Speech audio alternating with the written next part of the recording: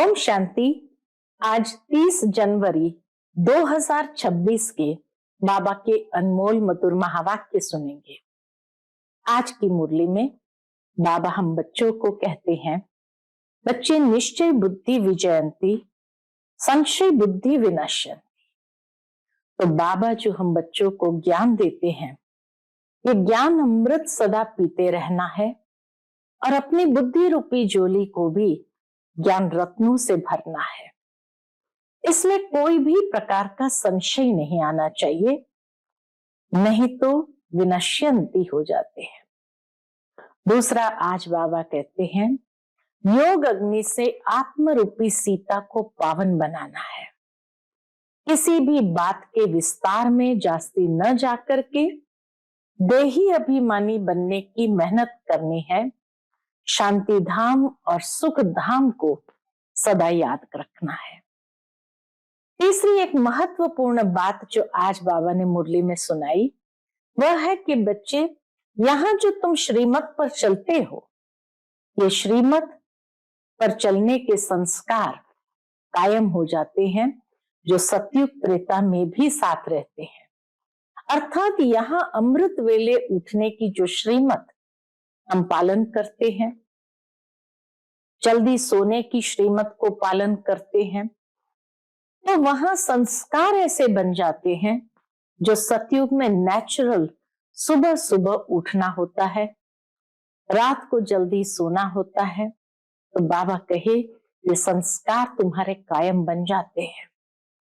इसीलिए बच्चों को सदा श्रीमत का पालन करना है, श्रीमत पर चलना है। सुनते हैं आज के बाबा के अनमोल मधुर महावाक्य। ओम शांति। मीठे बच्चे, सारे कल्प का यह है सर्वोत्तम कल्याणकारी संगम युग। इसमें तुम बच्चे याद की सैक्रिन से सतो प्रधान बनते हो। आज की मुरली से प्रश्न है, अनेक प्रकार के प्रश्नों की उत्पत्ति का कारण तथा उन सब का निवारण क्या है? उत्तर है, जब देह अभिमान में आते हो तो संशय पैदा होता है और संशय उठने से ही अनेक प्रश्नों की उत्पत्ति हो जाती है। बाबा कहते हैं, मैंने तुम बच्चों को जो धंधा दिया है, कौन सा? पतित से पावन बनो और बनाओ। इस धंधे में रहने से सब प्रश्न खत्म हो जाएंगे। आज की मुरली से पहले गीत बजा है, तुम्हें पाके हमने जहां पा लिया, जमीन तो क्या आसमान पा लिया। ओम शांति। मीठे मीठे रूहानी बच्चों ने गीत सुना। ये किसने कहा? मीठे मीठे रूहानी बच्चे। बाबा कहते ये किसने कहा? मीठे मीठे रूहानी बच्चे। जरूर रूहानी बाप ही कह सकते हैं। मीठे मीठे रूहानी बच्चे अभी सन्मुख बैठे हैं और बाप बहुत प्यार से समझा रहे हैं। अब तुम जानते हो, सिवाय रूहानी बाप के सर्व को सुख शांति देने व सर्व को इस दुख से लिबरेट करने वाला दुनिया भर में और कोई मनुष्य हो ही नहीं सकता। इसलिए दुख में बाप को याद करते रहते हैं। तुम बच्चे सन्मुख बैठे हो, जानते हो बाबा हमको सुखधाम के लायक बना रहे हैं। सदा सुखधाम का मालिक बनाने वाले बाप के सन्मुख आए हैं। अभी समझते हो, सन्मुख सुनने और दूर रहकर सुनने में बहुत फर्क है। एक है बाबा के सन्मुख बैठ करके सुनना, एक है दूर से बाबा की मुरली पढ़ना या सुनना, तो उसमें बहुत फर्क है।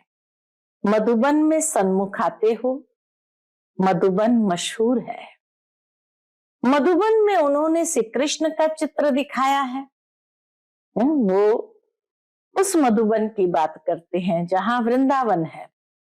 बाबा कहे वास्तव में ये मधुबन है, परंतु श्री कृष्ण तो है नहीं। तुम बच्चे जानते हो, यहाँ तो घड़ी घड़ी अपने को आत्मनिश्चय करना है। इसमें मेहनत लगती है। मैं आत्मा बाप से वर्षा ले रही हूं। बाप एक ही समय आते हैं सारे चक्र में। ये कल्प का सुहावना संगम युग है। इसका नाम रखा है, इस संगम युग का नाम रखा है पुरुषोत्तम। यही संगम युग है जिसमें सभी मनुष्य मात्र उत्तम बनते हैं। अभी तो सभी मनुष्य मात्र की आत्माएं तमो प्रधान है, सो फिर सतो प्रधान बनती है। सतो प्रधान है तो उत्तम है, तमो प्रधान होने से मनुष्य भी कनिष्ठ बनते हैं। तो अब बाप आत्माओं को सन्मुख बैठ समझाते हैं। सारा पाठ आत्मा ही बजाती है, न कि शरीर। तुम्हारी बुद्धि में आ गया है कि हम आत्मा असूल में निराकारी दुनिया व शांति धाम में रहने वाले हैं। ये किसको भी पता नहीं है कि हम असल कहाँ के रहने वाले हैं। न खुद समझा सकते हैं। तुम्हारी बुद्धि का अब ताला खुला है। तुम समझते हो बरोबर आत्माएं परमधाम में रहती है। वह है इनकॉर्पोरियल वर्ल्ड और यह है कॉर्पोरियल वर्ल्ड। यहां हम सब आत्माएं एक्टर्स, पाठधारी है। पहले पहले हम पाठ बजाने आते हैं, फिर नंबरवार आते जाते हैं। सभी एक्टर्स इकट्ठे नहीं आ जाते हैं। ये नहीं कि सारे एक्टर्स जो परमधाम गए वो इकट्ठे नीचे उतर आते हैं। भिन्न भिन्न प्रकार के एक्टर्स आते जाते हैं। सब इकट्ठे तब होते हैं जब नाटक पूरा होता है। जब नाटक पूरा होना है तो सारे एक्टर्स हाजिर हो जाते हैं। अभी तुमको पहचान मिली है। हम आत्मा असल शांति धाम के रहवासी है। यहां आते हैं पाठ बजाने। बाप सारा समय पाठ बजाने नहीं आते हैं।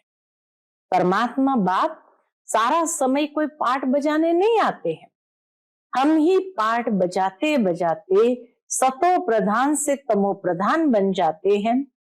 अभी तुम बच्चों को सन्मुख सुनने में बड़ा मजा आता है। सन्मुख सुनने में आनंद भी आता है, मजा भी आता है और फर्क भी पड़ता है कि बाबा क्या कहना चाहता है। यथार्थ रीति समझ आता है। इतना मजा मुरली पढ़ने से नहीं आता है।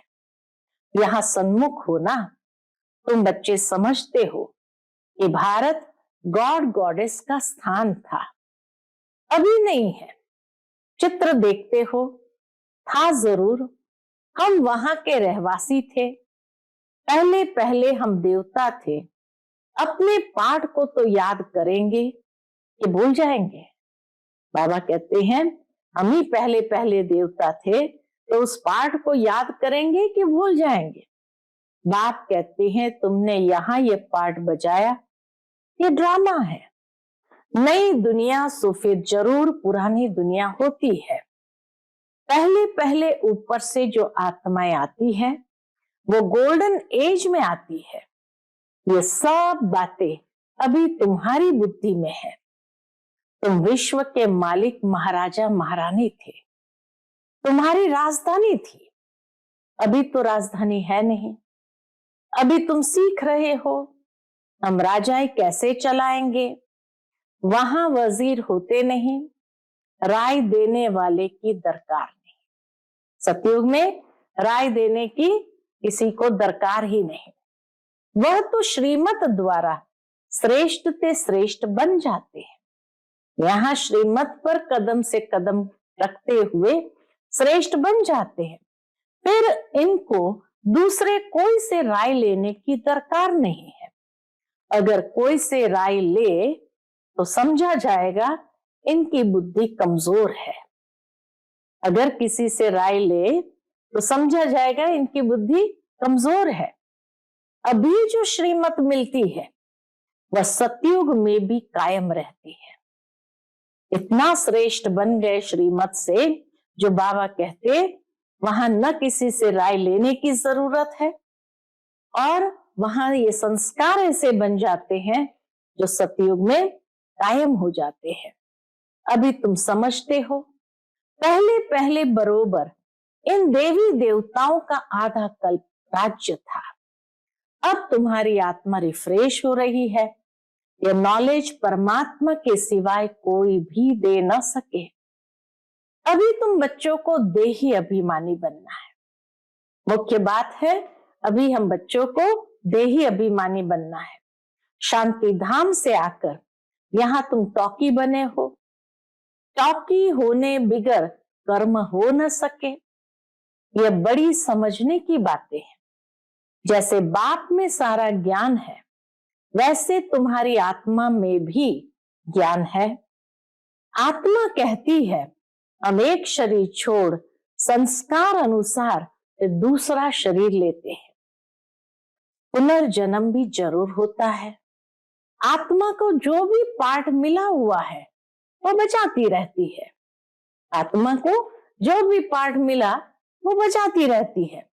संस्कारों अनुसार दूसरा जन्म लेते रहते हैं। आत्मा की दिन प्रतिदिन प्योरिटी की डिग्री कम होती जाती है। सतयुग से धीरे धीरे नीचे उतरते हैं तो प्योरिटी की डिग्री कम होती जाती है। पतित अक्षर द्वापर से काम में लाते हैं, फिर भी थोड़ा सा फर्क जरूर पड़ता है। तो नया मकान बनाओ, 1 मास के बाद कुछ जरूर फर्क पड़ेगा। अभी तुम बच्चे समझते हो बाबा हमको वर्षा दे रहे हैं। बाप कहते हैं हम आए हैं तुम बच्चों को वर्षा देने। जितना जो पुरुषार्थ करेगा उतना पद पाएगा। बाप के पास कोई फर्क नहीं है। बाप जानते हैं हम आत्माओं को पढ़ाते हैं। आत्मा का हक है बाप से वर्षा लेने का। इसमें मेल फीमेल की दृष्टि यहां नहीं रहती।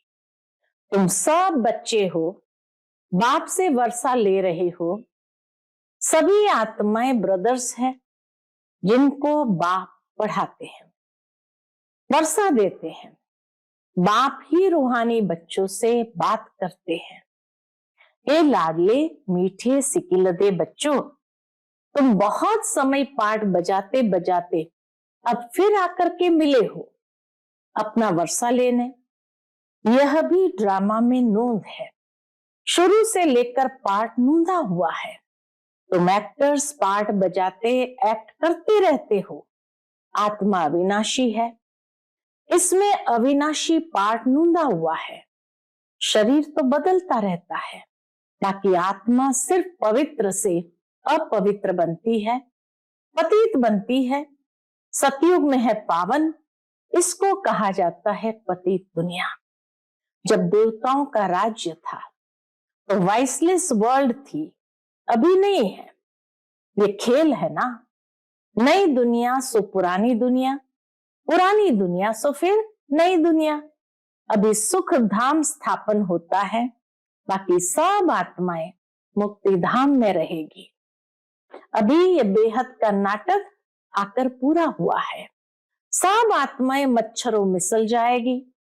इस समय कोई भी आत्मा आए तो पतित दुनिया में उनकी क्या वैल्यू होगी। अगर कोई भी आत्मा इस समय नीचे उतरेगी तो बाबा कहे पतित दुनिया में उनकी क्या वैल्यू होगी। वैल्यू उनकी है जो पहले पहले नई दुनिया में आते हैं। तुम जानते हो जो नई दुनिया थी वह फिर पुरानी बनी है। नई दुनिया में हम देवी देवता थे, वहां दुख का नाम नहीं था। यहाँ तो अथाह दुख है। बाप आकर दुख की दुनिया से लिबरेट करते हैं। ये पुरानी दुनिया बदलनी जरूर है। तुम समझते हो बरोबर हम सतयुग के मालिक थे, फिर 84 जन्मों के बाद ऐसे बने हैं। अब फिर बाप कहते हैं मुझे याद करो तो तुम स्वर्ग के मालिक बनेंगे। तो हम क्यों ना अपने को आत्मनिश्चय करें और बाप को याद करें। कुछ तो मेहनत करनी होगी ना। राजाई पाना कोई सहज थोड़ी है। बाप को याद करना है। यह माया का वंडर है जो घड़ी घड़ी तुमको भुला देती है। उसके लिए उपाय रचना चाहिए। ऐसे नहीं मेरा बनने से याद जम जाएगी। ये नहीं कि बाबा के बने माना याद निरंतर अंदर में समा जाएगी, बाकी पुरुषार्थ क्या करेंगे? नहीं, ऐसे अंदर में याद जमती नहीं। जब तक जीना है पुरुषार्थ करना है। कौन सा पुरुषार्थ? ज्ञान अमृत पीते रहना है। यह भी समझते हो हमारा ये अंतिम जन्म है, इस शरीर का भान छोड़ देही अभिमानी बनना है। गृहस्थ व्यवहार में भी रहना है, पुरुषार्थ जरूर करना है। सिर्फ अपने को आत्म निश्चय कर बाप को याद करो, त्वमेव माताश्च पिता त्वमेव। ये सब है भक्ति मार्ग की महिमा। तुमको सिर्फ एक अलफ को याद करना है, एक ही मीठी सैकरीन है, एक शिव बाबा ही मीठी सैकरीन है, और सब बातें छोड़ एक सैकरीन बाप को याद करो। अभी तुम्हारी आत्मा तमो प्रधान बनी है, उनको सतो प्रधान बनाने के लिए याद की यात्रा में रहो। याद की यात्रा के बिना आत्मा सतो प्रधान बन नहीं सकती। सबको यही बताओ, बाप से सुख का वर्षा लो। सुख होता ही है सतयुग में। सुखधाम स्थापन करने वाला बाबा है। बाप को याद करना है बहुत सहज। बाबा कहते हैं बाप को याद करना है बहुत सहज, परंतु माया का ऑपोजिशन बहुत है। इसलिए कोशिश कर मुझ बाप को याद करो तो खाद निकल जाएगी। ऐसे बाबा कहे याद करना है सहज, परंतु माया का ऑपोजिशन भी बहुत है। इसलिए कोशिश कर बाप को याद करो तो खाद निकल जाएगी। सेकंड में जीवन मुक्ति गाया जाता है। हम आत्मा रूहानी बाप के बच्चे हैं, वहां के रहने वाले हैं। फिर हमको अपना पार्ट रिपीट करना है। इस ड्रामा के अंदर सबसे जास्ती हमारा पार्ट है। सुख भी सबसे जास्ती हमको मिलेगा। बाप कहते हैं तुम्हारा देवी देवता धर्म बहुत सुख देने वाला है, और बाकी सब शांति धाम में ऑटोमेटिकली चले जाएंगे। हिसाब किताब चुकतू कर सब शांति धाम में चले जाएंगे। कैसे? हिसाब किताब चुकतू कर। जास्ती विस्तार में हम क्यों जाए? बाप आते ही है सबको वापस ले जाने। मच्छर सदृश सबको ले जाते हैं। सतयुग में बहुत थोड़े होते हैं। ये सारा ड्रामा में नोंद है। शरीर खत्म हो जाएंगे। आत्मा जो अविनाशी है वह हिसाब किताब चुकतू कर चली जाएगी। ऐसे नहीं कि आत्मा आग में पड़ने से पवित्र होगी। आत्मा को याद रूपी योग अग्नि से ही पवित्र होना है। योग की अग्नि है यह, योग की अग्नि है यह। उन्होंने फिर नाटक बैठ बनाए। कौन से नाटक में क्या दिखाया? सीता आग से पार हुई। आग से कोई थोड़ी पावन होना है। बाप समझाते हैं तुम सब सीताएं इस समय पतित हो, रावण के राज्य में हो। अब एक बाप की याद से तुमको पावन बनना है। राम एक ही है। अग्नि अक्षर सुनने से समझते हैं आग से पार हुई। कहां योग अग्नि, कहां वस्तुल अग्नि। आत्मा परम पिता परमात्मा से योग रखने से पतित से पावन होगी। रात दिन का फर्क है। एक अग्नि शब्द का भी रात दिन का फर्क है। हेल में सब सीताएं रावण की जेल में शोक वाटिका में है। यहाँ का सुख तो काग विष्टा के समान है। भेंट की जाती है। स्वर्ग के सुख तो अथाह है। तुम आत्माओं की अब शिव साजन के साथ सगाई हुई है। बाबा कहते तुम आत्माओं की अभी शिव साजन के साथ सगाई हुई है, तो आत्मा फीमेल हुई ना।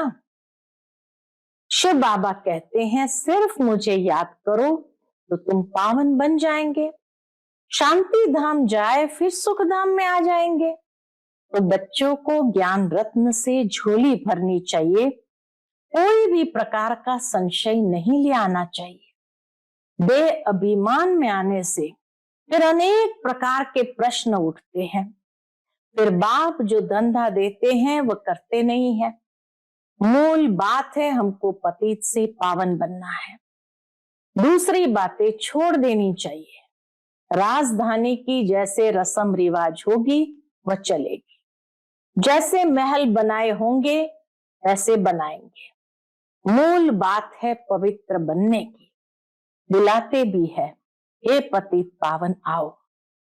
पावन बनने से सुखी बन जाएंगे। सबसे पावन है देवी देवताएं। अभी तुम 21 जन्मों के लिए सर्वोत्तम पावन बनते हो। उसको कहा जाता है संपूर्ण निर्विकारी पावन। तो बाप जो श्रीमत देते हैं उस पर चलना चाहिए। कोई भी संकल्प उठाने की दरकार नहीं। पहले हम पतित से पावन तो बने, पुकारते भी है ये पतित पावन, परंतु समझते कुछ भी नहीं। यह भी नहीं जानते पतित पावन कौन है। यह है पतित दुनिया, वह है पावन दुनिया। मुख्य बात है ही पावन बनने की। पावन कौन बनाएंगे ये कुछ भी पता नहीं है। पतित पावन कह बुलाते हैं, परंतु बोलो तुम पतित हो तो बिगड़ पड़ेंगे। अपने को विकारी कोई समझते भी नहीं।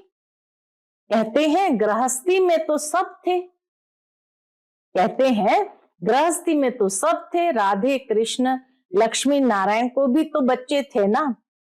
लेकिन वहां योग बल से बच्चे पैदा होते हैं, ये भूल गए हैं। उनको वाइसलेस वर्ल्ड स्वर्ग कहा जाता है। वह है शिवालय। बाप कहते हैं पतित दुनिया में एक भी पावन नहीं। यह बाप तो बाप, टीचर और सतगुरु है जो सबको सदगति देते हैं। वह तो एक गुरु चला गया तो फिर बच्चे को गद्दी देंगे। अब वह कैसे सदगति में ले जाएंगे। सर्व का सदगति दाता है एक। सतयुग में सिर्फ देवी देवता होते हैं, बाकी इतनी सब आत्माएं शांति धाम में चली जाएगी। रावण राज्य से छूट जाते हैं। बाप सबको पवित्र बनाकर ले जाते हैं। पावन से फिर फट से कोई पतित नहीं बनते हैं। नंबरवार उतरते हैं। सतो प्रधान से सतो, फिर रजो, तमो। तुम्हारी बुद्धि में 84 जन्म का चक्र बैठा है। तुम जैसे अब लाइट हाउस हो, ज्ञान से इस चक्र को जान गए हो कि यह चक्र कैसे फिरता है। अभी तुम बच्चों को और सबको रास्ता बताना है। सब नैयाएं हैं, सब नैयाएं हैं। तुम पायलट हो। तुम कौन हो? पायलट हो, रास्ता बताने वाले। सबको बोलो आप शांति धाम सुख धाम को याद करो, कलयुग दुख धाम को भूल जाओ। बाबा कहें उनको कहो शांति धाम सुख धाम को याद करो, अब कलयुग दुख धाम को भूल जाओ। तो जरूर रास्ता जो बाबा ने बताया है हमें फिर दूसरों को बताना है। अच्छा, मीठे मीठे सिकिलते बच्चों प्रति माता पिता बाप दादा का याद प्यार और गुड मॉर्निंग। रूहानी बाप की रूहानी बच्चों को नमस्ते। हम सब रूहानी बच्चों की रूहानी माता पिता बाप दादा को याद प्यार, गुड मॉर्निंग और नमस्ते नमस्ते। शुक्रिया बाबा, शुक्रिया। आज की मुरली से धारणा के लिए मुख्य सार है। पहली पॉइंट, जब तक जीना है ज्ञान अमृत पीते रहना है। अपनी झोली ज्ञान रत्नों से भरनी है। संशय में आकर कोई प्रश्न नहीं उठाने हैं। दूसरी पॉइंट, योग अग्नि से आत्मरूपी सीता को पावन बनाना है। किसी बात के विस्तार में जास्ती न जाकर देही अभिमानी बनने की मेहनत करनी है। शांति धाम और सुख धाम को याद करना है। आज का बाप दादा का मधुर वरदान हम बच्चों के प्रति है, सदा मनन द्वारा मगन अवस्था के सागर में समाने का अनुभव करने वाले अनुभवी मूर्त भव। सदा मनन द्वारा मगन अवस्था के सागर में समाने का अनुभव करने वाले अनुभवी मूर्त भव। अनुभव को बढ़ाने का आधार है मनन शक्ति। मनन वाला स्वतः मगन रहता है। मगन अवस्था में योग लगाना नहीं पड़ता है, लेकिन निरंतर लगा रहता है, मेहनत नहीं करनी पड़ती। मगन अर्थात मोहब्बत के सागर में समाया हुआ, ऐसा समाया हुआ जो कोई अलग कर नहीं सकता। तो मेहनत से छूटो, सागर के बच्चे हो तो अनुभव के तालाब में नहीं नहाओ, लेकिन सागर में समा जाओ, तब कहेंगे अनुभवी मूर्त। आज का स्लोगन है, ज्ञान स्वरूप आत्मा वह है जिसका हर संकल्प हर सेकंड समर्थ हो। ज्ञान स्वरूप आत्मा वह है जिसका हर संकल्प हर सेकंड समर्थ हो। आज का अव्यक्त इशारा, इस अव्यक्ति मास में बंधन मुक्त रह जीवन मुक्त स्थिति का अनुभव करो। उसके अंतर्गत बाबा कहते, यदि कोई भी स्वभाव संस्कार व्यक्ति अथवा वैभव का बंधन अपनी तरफ आकर्षित करता है, तो बाप के याद की आकर्षण सदैव नहीं रह सकती। कर्मातीत बनना माना सर्व कर्म बंधनों से मुक्त, न्यारे बन प्रकृति द्वारा निमित्त मात्र कर्म कराना। यह न्यारे बनने का पुरुषार्थ बार बार करते रहो। सहज और स्वतः यह अनुभूति हो कि कराने वाला और करने वाली यह कर्मेंद्रियां है ही अलग। कराने वाला और करने वाली ये कर्मेंद्रियां है ही अलग। अच्छा, ओम शांति।